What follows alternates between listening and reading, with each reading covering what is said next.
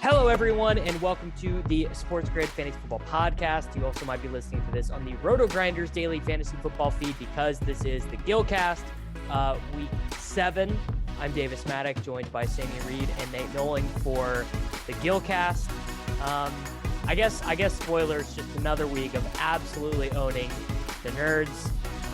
We all had good tournament teams, absolutely smoked in cash. Nate did not play 4 carries, 0 target Mike Davis in cash, which, to be honest, really the most disappointing thing of the day was that Nate told us all week he wasn't going to play him despite being 5.2K against the Miami Dolphins. It's a bummer, Nate. With every freaking good team on the bye. Nate, you Mike Davis fading cuck, explain yourself. Why did you rob the people? Yeah, I mean, it's more of a bit at this point. I was never going to play Mike Davis in cash here. I mean, looking back, I actually had to look at it this week. I've only played him in cash twice this year. But it's just a bit at this point. But no, he was never in play today.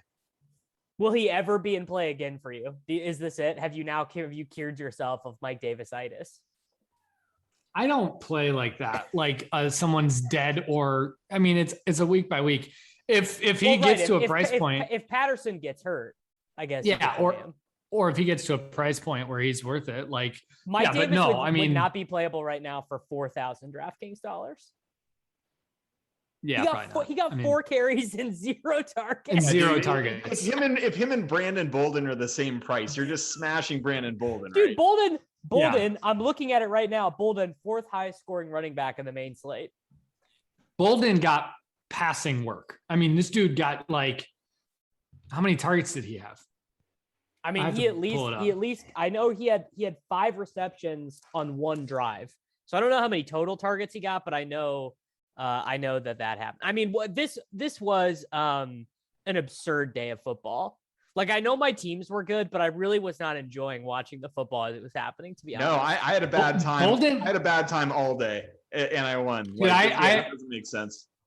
I had a great time because Bolden had 7 targets on 14 routes run. I mean, it was nuts. Well, I think they just started messing around because they were up by so much. Like, they could have played JJ Taylor there. I mean, the reason why Bolden got all the passing down stuff was they flip-flopped JJ Taylor and Ramondre again, and they made Ramondre inactive. So here, let's go through real quick. So Nate wins again, 180.84.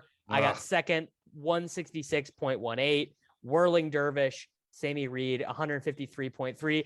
I wonder if you guys noticed this. I lost last week. Way more invites this week. I got like 20 invites this week. I got a bunch too. And Nate, you should have gotten most of all because Mike Davis. I didn't. I think I got 2 or 3 invites, and then I got a couple people DMing me on Twitter, what's your screen name? So I think I played 5 people, but not enough. You know what I'll do? You know what I'll do? When I tweet this link out, I will do a screenshot of the 3-man.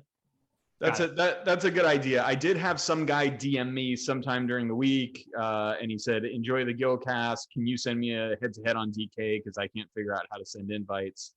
I did send him an invite, and he said, "Thanks, good luck. Hopefully Nate sends one." Dude, it didn't even play Khalil Herbert last week, and then we laughed.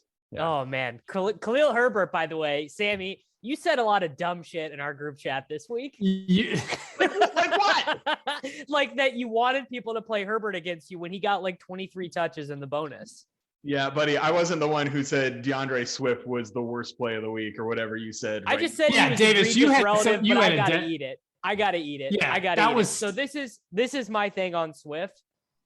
Relying on the garbage time it's hard for me to get there, even though I know his target share is what it is. You know, I know all of these things. I work on the projections.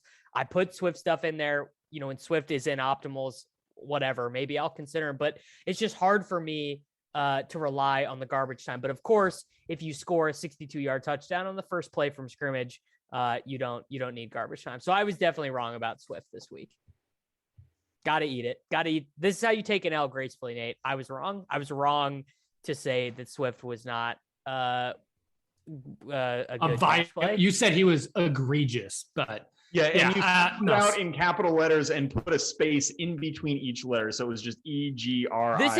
This is why I thought he was egregious. I thought there were 4 clear plays at the running back position in cash, and I wasn't really considering anyone else. So, like, Khalil Herbert, whatever. I didn't think he was. I would have never played Khalil Herbert. Let's talk about those plays, because I think the 3 plays that I played at running back combined for like 26 points total. You got 3 snowflakes at the running back position. I was all snowflake at the running back position, and it's just I was tilting all day until the end. The 4 guys I thought were playable at running back were Darrell Henderson, Darrell Williams, Chuba Hubbard, and Leonard Fournette, and I thought that Henderson was the best, Fournette was the second best, and it was a total coin flip between Darrell and Chuba. And Nate basically just played Swift over Nate. Over no, because I see what because he didn't have $100. I didn't have the $100. Nate had extra salary because he played Hurts. Let's like put the lineups out there. Yeah. Okay, all right. So Nate's team: Jalen Hurts, Darrell Henderson, Darrell Williams, Chris Godwin, Cooper Kupp, Hunter Renfrow, Foster Moreau, DeAndre Swift, Cardinals defense. I played Lamar Jackson, Darrell Henderson, Darrell Williams, Godwin, Kupp, Bateman, Foster Moreau, Leonard Fournette, Cardinals defense. Sammy played Jalen Hurts, Chuba Hubbard, Darrell Williams, Chris Godwin, Cooper Kupp, Rashad Bateman, Ricky Seals-Jones, Darrell Henderson, and the Cardinals defense. Yeah, did put the late game running back in my flex this week. I'm sure everyone's happy to know, although I didn't swap out of it as I probably should have. No, because I was, obviously, you guys know, I was looking at swaps pretty closely. And one, we ran super bad with Lamar not coming in on that last drive. There were 7 minutes left and they put Huntley in. Lamar I ran really bad then. I thought one of you played him, but he was 17 yards away from the rushing bonus and 43 yards away from the passing bonus with 7 minutes left, and they pulled him. So I was thinking I wasn't gonna have to. Sorry, I just have to point this out. They got run that hard by the Cincinnati Bengals at home that they had to pull Lamar Jackson with 7 minutes left in the fourth quarter. It's really bad. That is the egregious. Yeah. The offense was just terrible. Well, we can talk more about that stuff later. So let's do running backs first, which was it's kind of a multi-layered discussion. One, Nate, what was your thinking on not playing Chuba, who I think was the most owned running back in cash games? I'm looking real quick. I got to scroll all the way down. Yeah, he was the most owned or second most owned running back in cash games behind Henderson. Yeah, I liked Chuba for sure. I actually had Chuba above Swift. At lock, I wanted Chuba. The 3, yeah, I think I was looking at 4 running backs or 5 running backs. It's kind of the 4 that you were looking at plus Swift. Yeah, I was. I think all week my team was Jalen, Chuba, Darrell, Bateman, Kupp, Godwin, Seals, Henderson, and Cardinals D. But this morning after the Waller news, it was clear to me at like 11 o'clock that Waller was like, he was going to be out. He was doubtful, trending towards out. And I thought Renfrow became such a better play than Bateman. I just thought the floor for Renfrow in a spot like this versus Bateman was so much higher. And that Moreau became a like lock of all locks. Yeah. Saving $1,200. So it really became a Renfrow Moreau off of Seals-Jones and Bateman, except I lost $100. So I had to go down to Swift. And I thought Swift projected within it was literally a 0.3 of a point. Close. Yeah. It was 0.3 of a point from Chuba. So I was fine going Swift over Chuba, but it wasn't I wanted Swift over Chuba. Like I actually had Chuba better play. It was just, the decision point for me was the Waller news. And that was what changed me from the essentially the same team that you guys had. So let's just talk about that point, because I was, I was considering it, but I decided to stick with Ricky Seals-Jones. My reasoning is that, we weren't sure that Waller was going to be out, even though it did look sketch, right? I mean, the guy like popped up on the injury report. The Schefters and Rappaports were like, yeah, he's not feeling good. He's going to try and pregame this and that. But I really didn't like I guess the option was to swap to Cole Kmet. If the swaptions were there, they were not great. The swaptions were fine. And the reason why the swaptions were fine was that tight end was just such a goddamn mess this week. I didn't really think I was going to be losing that many projected points if I had to play Kmet or OJ Howard or whatever. Yeah. my other and issue, you have, sorry, go ahead.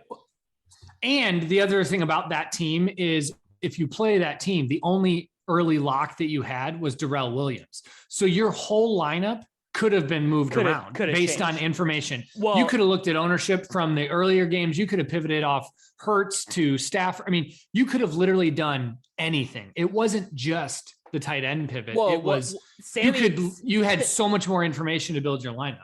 Sammy told me what I did was fish, which was I played Lamar. So I played Lamar instead of Hurts. Because it's fucking Lamar.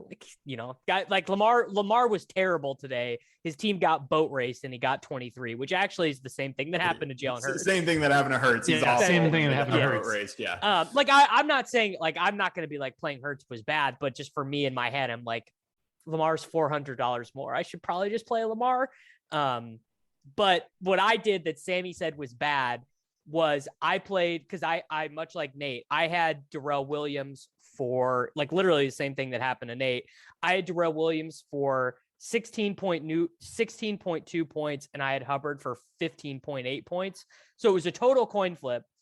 But the $200 there made it so that I could just 1v1 Kmet versus Moreau if I needed to.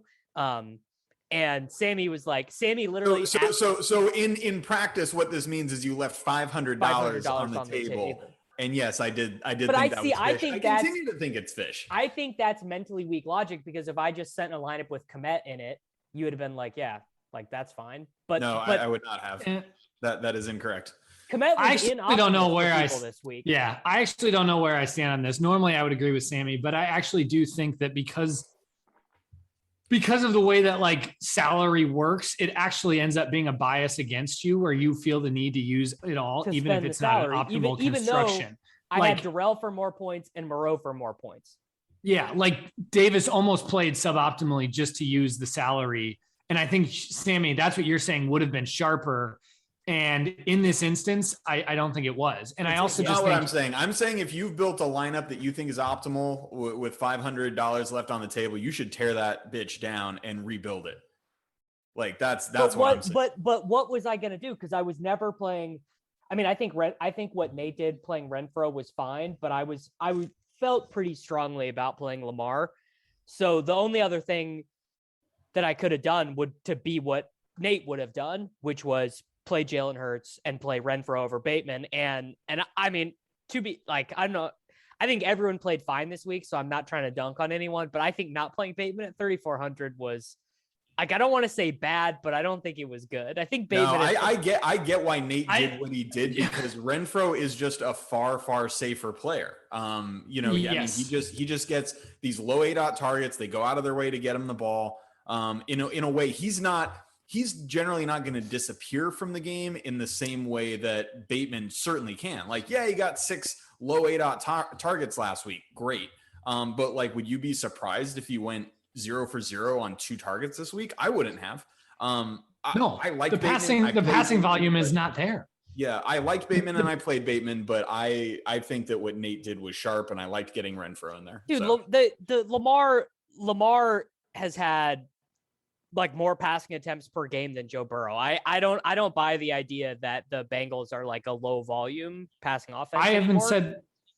Well, the Bengals are definitely playing a little bit different than they started the year, but I don't think that Bateman had any floor at all. I think his what was this? His second game in play in a team that doesn't in the NFL want in the NFL in a team that doesn't necessarily want to have a high volume passing offense, in a team where Lamar and these running backs could totally just run the ball 35 times and you wouldn't be shocked at all.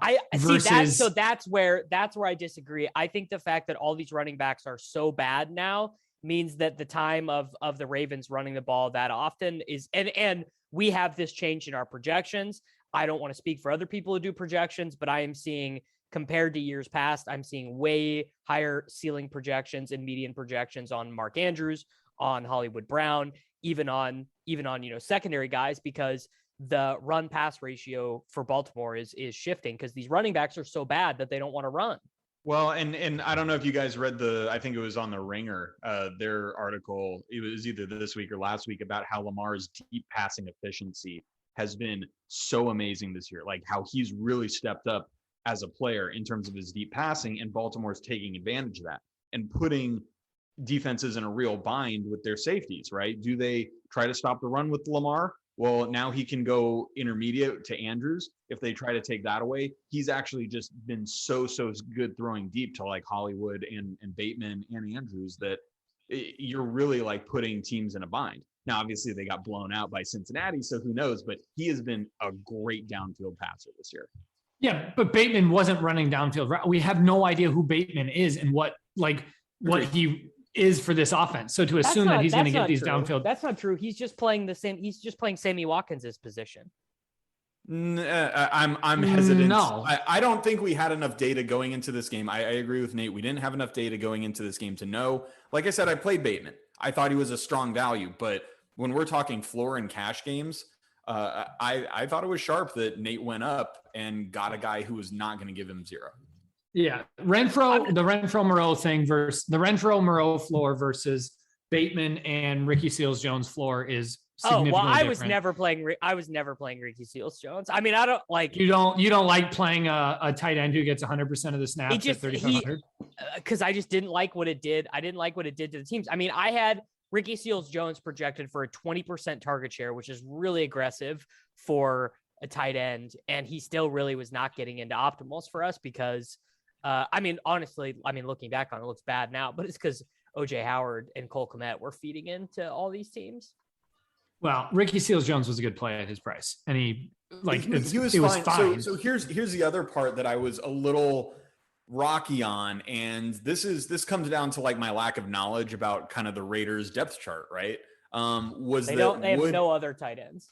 Yeah, would Foster Moreau, because Moreau gets some work even when Waller's in there. So like, would Moreau step in and like just take the Waller role, or would they or do the running back thing? Yeah, would they rotate tight? And I wasn't quite sure that they'd give him like a 90% snap share off the bat. I just that came to a lack of knowledge. I didn't really feel comfortable with it. Obviously a $2,500 tight end on a team that likes to throw their tight ends is a good play, but considering I wasn't sure about the snap rate if Waller was out and wasn't sure if Waller was going to be out, I stuck with RSJ. It might have been mentally weak, but that was my thought process. If we really want to get in the weeds here, the other Raiders tight end who has trolled us in the past, Derek Carrier, he's on the IR. So that was like, I was like, there's not a way that Moreau does not play basically the same snaps that Ricky Seals-Jones did. And we don't have snap counts yet, but I bet when they come out tomorrow, and because he was out there. He was out there a lot.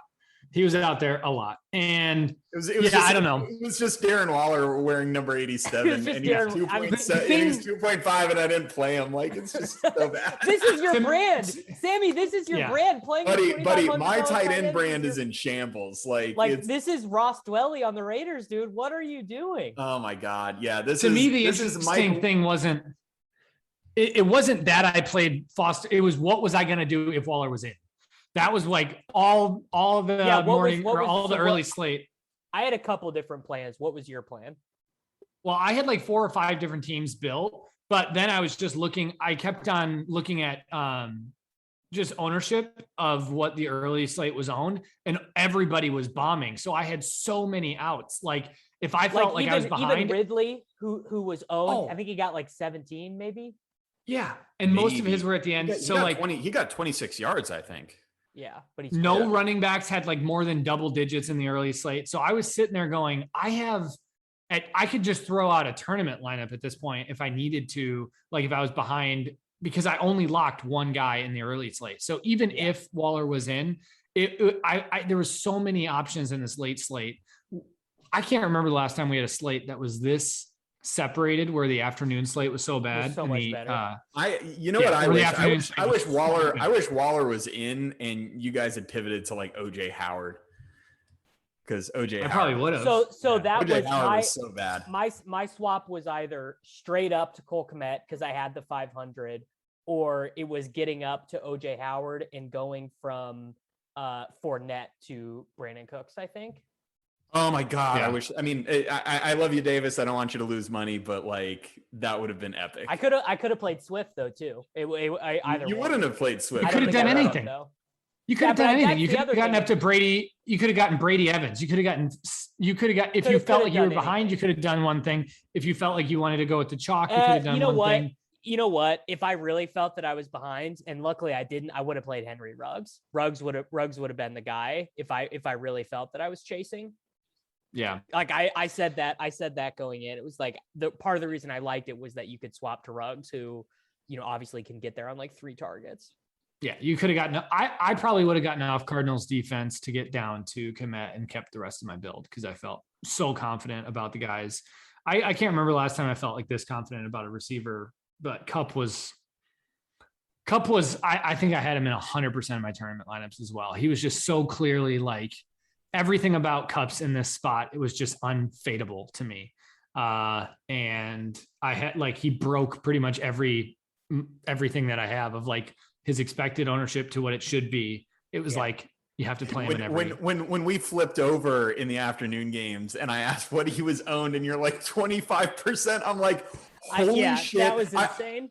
What are people doing? It was because he was 18% in the red zone, 18% in a single entry. What are people doing? I was dust. Well, I'll tell you why it happened. And Ricky Seals-Jones, I didn't have anything. I was dust. And I just played Cooper Kupp, and that was it. That's all that happened. And none of us faded Cooper Kupp. And it's a good week. People split Devontae Adams and Cooper Kupp. Devontae Adams was 20.5% owned in the massive $25. Cooper Kupp was 30%. So I still think he was, let me sort by ownership here. So Godwin was the most owned, Bateman the second, Calvin Ridley got 12 as the third, and Cooper Kupp was only the 4th most owned wide receiver. Can't have it. The nerds are tilting. Yeah. I mean, He's the new Michael Thomas, right, Nate? Yeah. No, he's the new Randy Moss, dude. We're like Michael Thomas was never this dominant with touchdowns. Michael Thomas would get 11 receptions in the bonus every single game, but you were not locking in a touchdown every single week this way with Michael Thomas. Yeah, and the thing that's cool about Kupp is he goes deep now. They bomb him the ball, dude. It's amazing. Well, it's because he runs all sorts of routes. Every invisible. Little thing you can think of.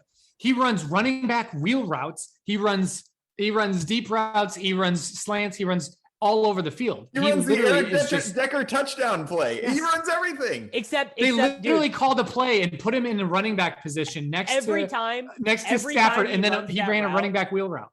Every time he runs that option route from the backfield, it is a guaranteed completion. I've never seen that play fail for them. He makes incredible decisions. He's an incredible route runner, and Stafford wants to get him the ball every time. And so it's just like, and LA is going to throw the ball so often. So yeah, I think Devontae Adams probably more talented, all this other stuff. But at the end of the day, Kupp is unfadable. We're talented. I think Devontae is Devontae, I think, agree. is the most talented wide receiver by far. Yeah, probably. AJ Brown, maybe. AJ Brown is disgusting. All right. Is there AJ Brown was the only good part of my Mahomes double stack teams. I mean, I don't Leonard Fournette. I hate that I have to be this guy, but neither of you guys played Fournette, and I'm not saying it wasn't bad to play him, but he was my clear number 2 behind Darrell Henderson, which is funny because Darrell Henderson had this terrible game. Well, I had Fournette in the. I thought for me it was Darrell Henderson was the lock, and then it was 2 of Chuba, Fournette, and Swift, and I thought they were all really close. I had Fournette originally. I had Fournette and the Giants D. Yeah, that would have been nice. Yeah, it would have been nice. It would have been. I mean, I had the Giants D all week, and then I just got too scared of eating a freaking 24 burger from the Cardinals. I did too, bro. I was like, Arizona DST is gonna bury me, and I went down to Darryl, and up from Fournette and up to the Arizona DST because I was like, I was worried. I was worried about the Arizona DST. Yeah, Fournette was great. It was just that like what was he? $600 more than Darrell, $300 more than Chuba, $200. I mean, that $400 actually meant a lot on this slate because not to Davis. Like pushed you off Cardinals 500 on the table. It was no big deal. Well, it was just in a weird spot. I just got myself in a weird spot. I mean, Sammy, I would have had 300 left over if I would have just straight up played Chuba over Darrell, which would have been completely immaterial to the slate. Those guys were a total coin flip. The reason I did it was to leave myself extra salary for swapping. Yeah, which in theory I think is fine. But $500 is just probably too much. Let's talk about the Chiefs. Let's talk about the Chiefs and Darrell Williams. I want to talk about a couple other cash plays that a lot of people got onto at like 11 o'clock that we didn't play. And I want to hear just kind of what your guys' thoughts were. The Miami guys with Waddle and Gesicki. Or both were really good plays, I think. Or Pettis from the Giants got a lot of ownership. Pettis was in non-Moreau optimals that I saw, and they were like it was like Pettis, Gesicki, and like Renfro or Jacoby Myers over Bateman, Godwin. I looked Moreau. I mean, I looked at the Gesicki team. Yeah, so Gesicki was one of my most owned GPP plays. He has had like elite usage since he basically didn't play hardly at all in week 1. And since then, and especially since week 4, his usage has been completely elite. It didn't fit with the build that I wanted to do, but like he was a great play. And yeah, I played him a lot in tournaments. Pettis, I didn't really consider. I was worried about John Ross III. Yeah, I mean, Pettis is like he just is the slot wide receiver, which is like the only throws that Daniel Jones can make consistently. Tough scene for the Carolina Panthers. 3-0 to start the year.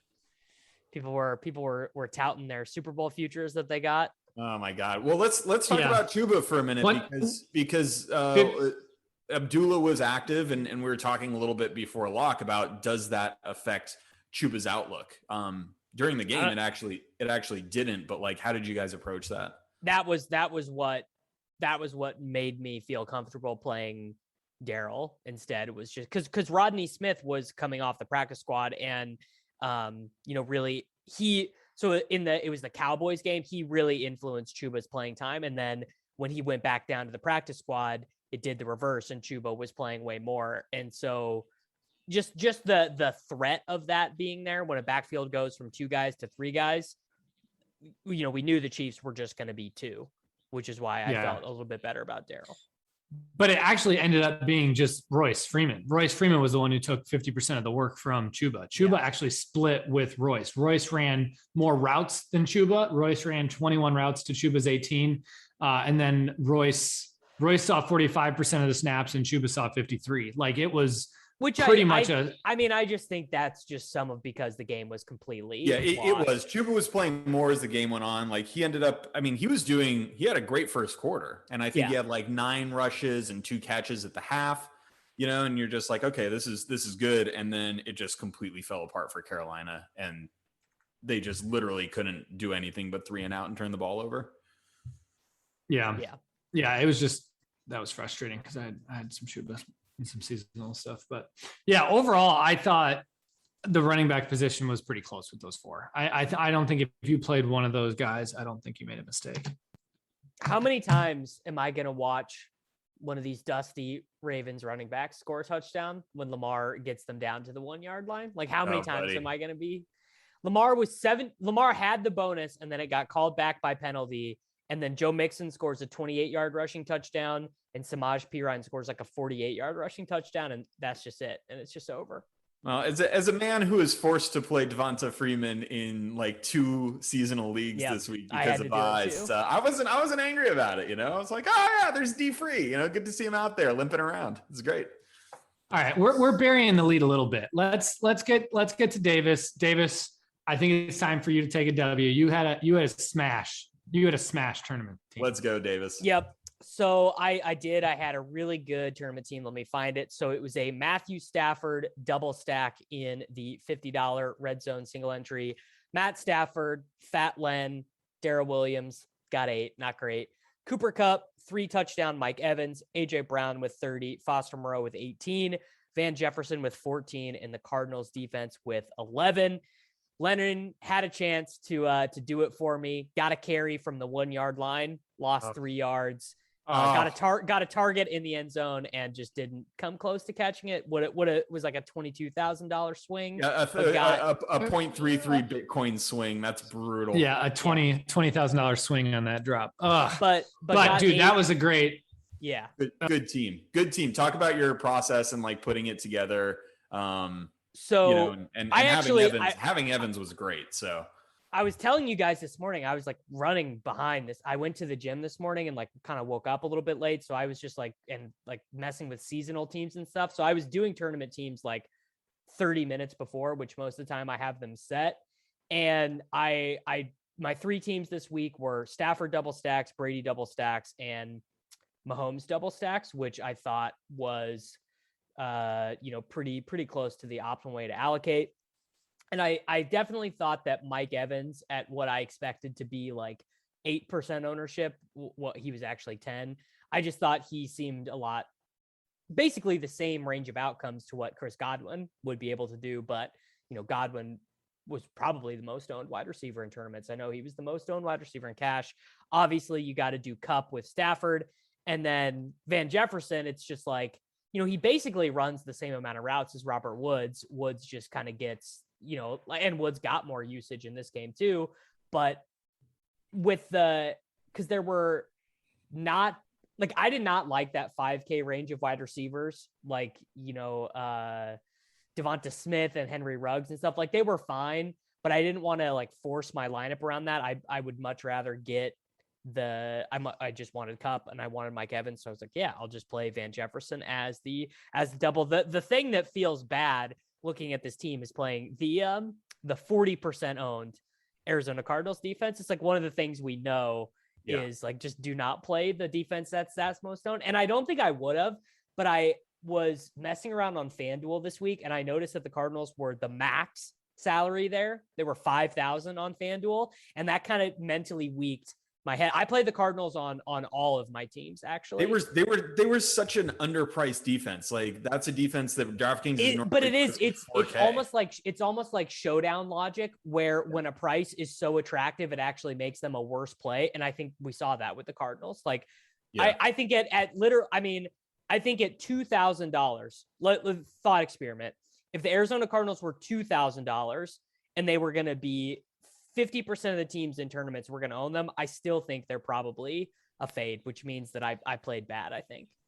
I think that's right. I pivoted at that price point to a lot of Green Bay DST in tournaments because they were, I think, 3.3. That was the way I got off of Arizona. But yeah, they were so attractive, and it's just such a smash spot that I get it. But yeah, little mentally weak. Yeah. I had the Eagles D in a lot of teams, but actually I played them on one. Halfway through the afternoon or halfway through the early games, I was looking at my teams, and my early slate, I barely locked anybody early. I had a lot of Robert Tonyan, and Robert Tonyan went off at like 3% ownership. And so I actually adjusted most of my tournament teams halfway through and went onto Cardinals, onto more chalky stacks. And ended up with I think 80% of my teams were Brady double stacks. I think I had like 80% Brady double stacks, like 20% Stafford double stacks. And then I had some Tua from the early games. But yeah, overall, I think that was the optimal way to build this week. I couldn't believe how little owned Brady was in tournaments. It just didn't make a whole lot of sense to me. I think people just assume that, I don't know. Yeah, Brady was 5%. Stafford was 12%. Looked like let me sort by ownership. So the most owned quarterbacks in single entry were Matt Ryan at 12%, Lamar at 12%, Mahomes at 11%. I mean, quarterback never gets that chalky, Yeah, but like with Brown being out, exactly where this volume is going in this Tampa Bay offense. I mean, it's going to go to Evans, it's going to go to Godwin, it's going to go to Fournette. and then maybe a bit to Tyler Johnson or OJ Howard. But like, I don't know. Like I there was just no chance Brady wasn't going to throw 4 touchdowns here, and that you knew where they were going. And I don't remember the last time we've had that clear of a shot at low ownership. So I thought the Brady double stack was like, was smashed. But so yeah, most of my teams are that. I think the team that I had in the red zone that we played was Brady, Fournette. That's interesting. You felt like that was fine. Yeah, I thought the Brady, Fournette, Godwin thing was fine because I thought with the Bucs getting up, I figured Fournette's going to get more work. I didn't expect what's his face, Ronald Jones to get the goal line touches. Well, I thought that was just Rand, I think, because of the score. And if Brady connects with Fournette on the passing touchdown, it's all good. It's all gravy, baby. Yeah. And then the bummer about this lineup was I had Jacoby Myers, but my early slate lock was Robert Tonyan. And so when he went off, I got a lot chalkier. And so then I went with 3 Rams in this lineup as well, with Darrell Henderson, Cooper Kupp, and Van Jefferson. So I had Cooper Kupp in pretty much every one of my lineups. And then I also had Falcons D at 2%. So after the early slate locked, I had a 4% Jacoby Myers, 2% Robert Tonyan, and a 2% Falcons. I was like, I don't care about ownership in this late slate. I'm just going to go with who I think is the best plays, because I felt like the Robert Tonyan thing put me so far ahead because he outscored Kelsey at like 25%. So the one thing that I was definitely monitoring was like Godwin at what I expected him to be owned was like I only would have played him with Brady, and I think doing Fournette, doing OJ Howard, doing one of those other low owned things is the right way to do, but like skinny Brady with Godwin as a one-off. Like I didn't do Godwin as a one-off on any of these teams, and did not think he was. I just didn't think he was a good one-off. Which he obviously was very popular. Which he was, if Brady is 5% and Godwin is 32% or whatever. Yeah, I think your one-offs are where you want to gain that leverage, not just AJ Brown was like, if I am looking at what I did right, playing AJ Brown as a one-off and not in Mahomes stuff was what I did right, and then everything else in this lineup is pretty well. And Foster Moreau also just being willing to play a $2,500 Foster Moreau.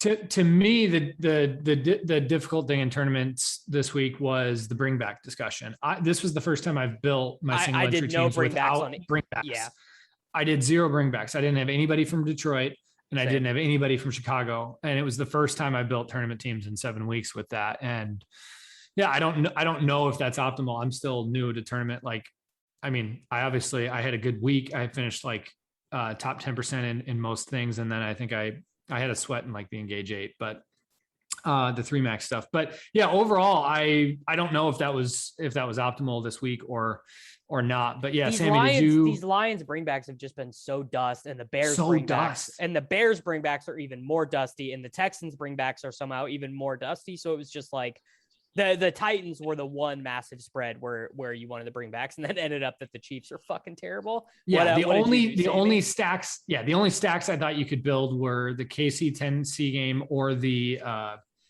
Atlanta Miami game. I thought pretty much every other build should have been no bring back.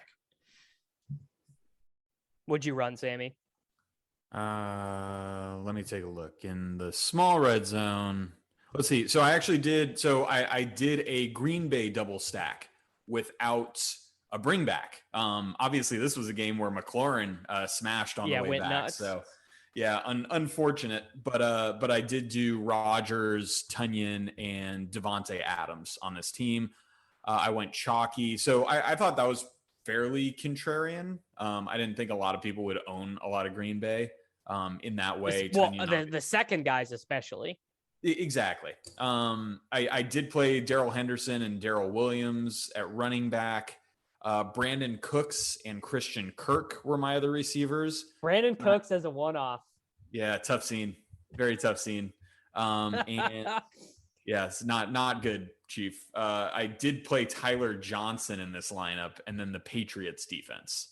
Okay. I actually don't hate the Tyler Johnson one-off, to be honest. Like, I think he's basically the same play as Van Jefferson. Yeah, I mean, it is what it is. Like, obviously with Darrell Henderson, I didn't want to have Van Jefferson also, as like 2 one-offs. And I didn't want to play the Green Bay DST because I was doing a Green Bay stack, which is why I went with New England. But, I think it was an okay idea, I guess. But, at the end of the day, like it wasn't a real good lineup, not real successful. Like, what are you going to do? Yeah. What are you going to do? I mean, so I probably will go the whole year without doing Rodgers double stacks because of like the pin the tail on the donkey nature of like, is it going to be Lazard? Is it going to be Tunyon? Is it going to be Randall Cobb? And then also the fact that like a huge chunk of their production also goes to Aaron Jones. And like, I think you can double stack with running backs who catch passes, but Aaron Jones is always a shitty price point for doing that. He's always like 7,200. And every week there's some $6,500 running back who ends up being the nuts. Like it feels like the new meta on DraftKings is actually not playing the 9K running backs and playing 9K wide receivers and 6K running backs. Whereas in the past, we used to load up on the 9K running backs and play the 6K wide receivers. Yeah, what you should be doing is playing Brandon Bolden and Damian Harris in the same lineup because I saw that winning a bunch of tournaments this week. Yeah, like, just smash. Who builds this? Yeah, most of my stuff was like Mahomes and Brady double stacks. I just happened to play. This is like Mahomes, the smallest single entries that I play. So I threw it. Well, at least we won't have to deal with torturing ourselves with Chiefs players anymore because it looks like Mahomes is hurt. I mean, Tennessee turned him into absolute dust today. Like it wasn't anything Tennessee did. They are just a broken unit, right? Like, I mean, I don't know, like analytically, I find it very hard to explain, but it just looks like it's just bad, dude. Well, I mean, like it's all I'll bad. explain it. I'll explain it because my wife comes down and, she's like watching the kid and stuff. And she like takes a look at the screen and sees the score. And she's like, what's happening in Kansas City? And I'm like, they're not good. And she's like, do they still have Mahomes? I'm like, yeah. She's like, what do you mean they're not good? And I said, well, they really only have 3 good players. They have Mahomes, Kelsey, and Tyreek Hill. And but that's basically always been true for them. And it hasn't really mattered. It's just that to me, it's a combination of a couple things. One, the defense is so bad and the offense knows the defense is so bad. So that's like in their heads that they have to score every drive. Yeah, I mean, people are so sick of this talking point, but the turnover stuff has been fluky. Like Mahomes' first interception today popped off of Josh Gordon's hands and into like people hate to acknowledge the randomness that's inherent in that stuff. But then also it's like Mahomes has run so good on turnovers. He only threw 6 interceptions all of last year, despite having 16 interception worthy throws or whatever per PFF. So now he's running bad. The coaching staff knows they're running bad. And so their play calling is different and weird. And we saw it a little bit at the beginning of the second half. They were like, oh, this is the Chiefs again. They're doing the weird little screens and Tyreek Hill is running 30 yards on a reverse. Like, oh shit. They're playing, they're throwing hook and ladders with Travis Kelsey. And then the second something goes wrong, it's 3rd and 8. They just go into a shell again and start kicking field goals. And it's like, it feels like it's obviously, yes, part of it is talent and like having to rely on McCole Hardman and Byron Pringle. But to me, it does feel part of it's like everyone in the organization is in their heads a little bit. I think it's more that than even the talent. I think it's more that I think at the end of the day, Mahomes is still playing at an above average level. Tyreek and Kelsey are still the same talent that they've always been. And I think what you're seeing is just variance play out on a football field, except it's affecting the play calling and it's making everybody operate differently instead of just continuing to lean into the variance and trust that the talent of these exceptional players is going to win out over the long run. And it's a bummer because it's like you're wasting the primes of some of these players that like, I don't know. It's a bummer because you're like watching a guy like Andy Reid who like should be used to leaning into the variance at this point, but it's like a poker player who's making some experiencing some variance and then just making bad decisions. And it's doubling down on that. There's some small insights on this stuff. Like when Kelsey was on TV with the Mannings a couple weeks ago, he was talking about how oh yeah, I don't really like run routes. I kind of just go out there and like do my thing, and Pat knows how to find me, which like probably is really fun when you're scoring 40 points a game and winning the Super Bowl. But when you're down 21 points at half and, you know, you have a losing record and you might not make the playoffs, that's probably like a little like that. That's probably like Kelsey's probably like, shit, like Pat needs to know exactly where I'm at, because if I don't, and we miscommunicate, he's going to throw an interception. This stuff all goes like 9 levels deep, but I'm done caring about the Chiefs. I will tune back into them next year. The other thing is, it's just so hard in football to be good for a long time. For a long time. I mean? Yeah. Like windows just close. And I'm not going to sit here and say that the window is closed because they have Patrick Mahomes, but like Travis Kelce's what, like 32, something like that. Like Kelsey is 32 and Tyreek is 27, I think. Yeah, it's just like, dude, it's hard to be good year after year. Like things end. So I don't know. Yeah, Tyreek is 27. I mean, it's not gonna end. But you want to know the real fucking kick in the ass about this whole thing. Mahomes' insane contract hasn't even kicked in yet. They're not even paying him the absurd amount of money that he's owed yet. Like they're in total cap hell, and they've wasted all these first round picks, and they're not even paying him like $35 million a year yet. Yeah. CEH first round pick. Who would have thought that they didn't have that one to burn? This is what the Chiefs have done with their first round picks in the Mahomes era. They traded it for Frank Clark, who's ass. They drafted Clyde Edwards-Helaire, and they traded for Orlando Brown, who's like fine, but you got to pay him a bunch of money, right? Like you would almost maybe rather have a below average lineman who you're not paying a ton of money to than an average offensive lineman that you have this huge contract extension to. It's a mess, dude. It's a full ass mess. Yeah. Not good, Bob. Not good. Well, at least we still have Kyler Murray. At least we can just pivot our stuff onto Kyler Murray. Kyler looked like he almost died today. He did almost die. Yeah, it was really bad. The Cardinal stuff right now is really frustrating for our purposes because there's no alpha. Their target distribution today, 5 for Zach Ertz, 3 for AJ Green, 9 for DeAndre Hopkins, 5 for Kirk, 3 for Rondale, no rushes for Rondale today, 3 for Chase Edmonds. Rondale has kind of cucked the entire offense. Yes, he has. And Kyler doesn't really run anymore. Like, not like he used to. So I think he will in their more competitive games, but I mean, how many hard games have they had to play this year? So they played one competitive game against the Vikings. They blew the Jags out. They blew the Rams out.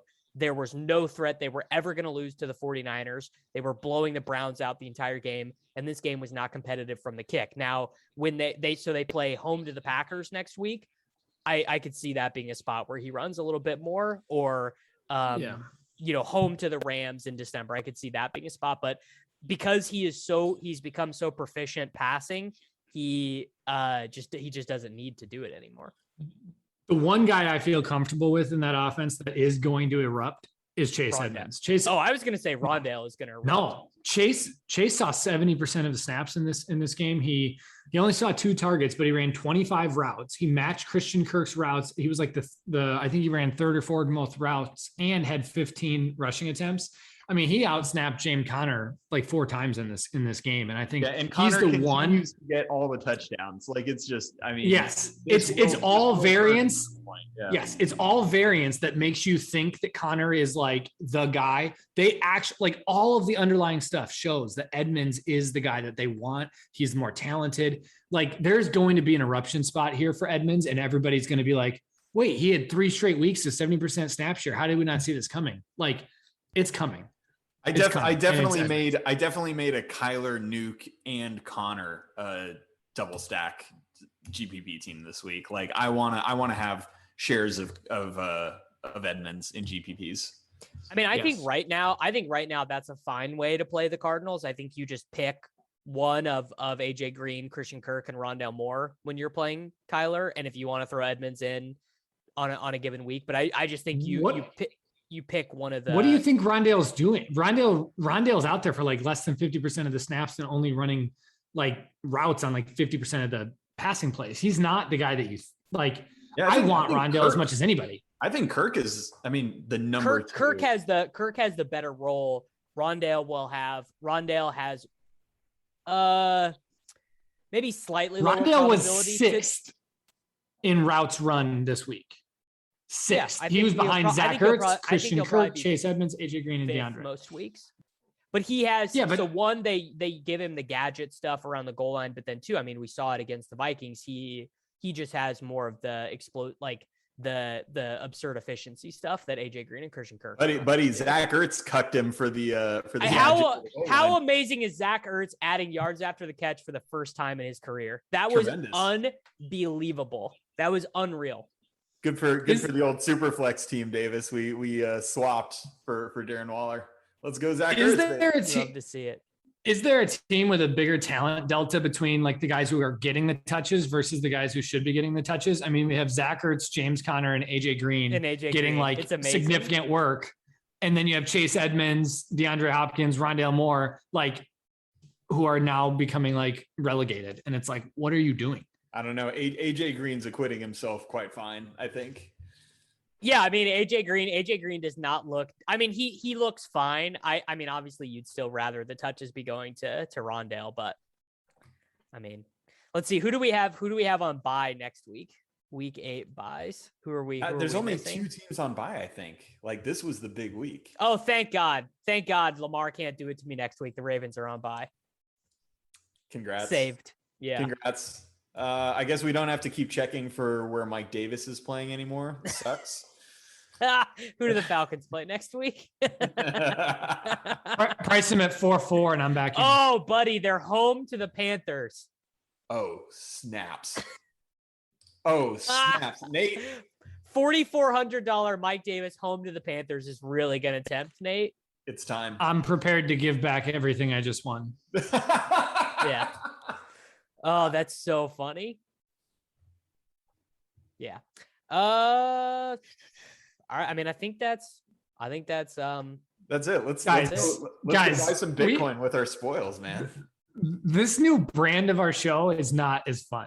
Nobody like when all of us are winning and like Sammy, somebody's got to make some bad plays next week. Everyone's mad. This is not fun. Our listeners have to be just dropping. Well, look, bro. I mean, look inward. Look in the mirror. Like you're the one. Dude. You think you're joking, but they're not. People are listening to the show less on weeks we win. I look at it, and on the weeks where we all win, people listen less. Yeah. Sorry, everybody. Sorry. What can you do, man? We just keep playing Cooper Kupp, and it's like you can't help it. Well, it's like Cooper Kupp is gonna have to be. He's gonna have to be like CMC price to not play him. Did Devontae Adams ever get to 10K last year when he was doing his like 18 touchdown thing? I think he might have. I think he did. Yeah, maybe one. I think he did. And I bet we probably played him. Dude, he was projecting for like 2 touchdowns and 125 yards every game. Like it was nuts. Yeah. I mean, sometimes you just got to jam them in. And right now, Cooper Kupp is just straight. Cooper Kupp is a stone cold jam them in. Yeah. All right, let's get out of here. Everyone, thanks for listening. We'll be back next week, hopefully with, hopefully someone loses because the best shows are just when someone loses and that person gets dunked on for being shitty. We need it to be Nate. We need Nate. People need it to be Nate. We need Cordarrelle Patterson to like be on the injury report and for beat writers to be like, yeah, I don't know, like he's going to be active, but we'll see. He's going to give it a go. Yeah, that'll be it. Yeah, that's what we need. All right, everyone. The variance has been in my favor too much this year. It's coming to an end. All right, we'll be back next week, everybody.